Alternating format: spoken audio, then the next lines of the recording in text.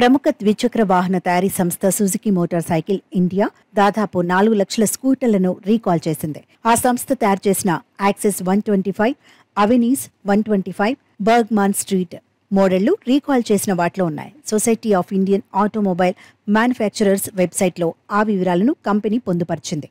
ఇందులో అత్యధికంగా 2.63 లక్షల ద్విచక్ర వాహనాలు సుజుకి యాక్సెస్ మోడల్వే ఉన్నాయి. అవెనీస్ 1.25 లక్షలు, బర్గ్మాన్ స్ట్రీట్ స్కూటర్లు 72,000 ఉన్నాయి.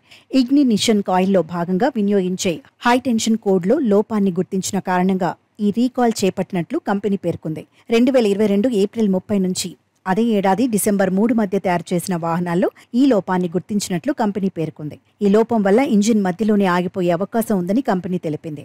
హై టెన్షన్ కోడ్ నీటిలో తడిస్తే వాహనం స్పీడ్ సెన్సర్పై ప్రభావం పడి స్పీడ్ డిస్ప్లే నిలిచిపోయే అవకాశమూ ఉందని పేర్కొంది.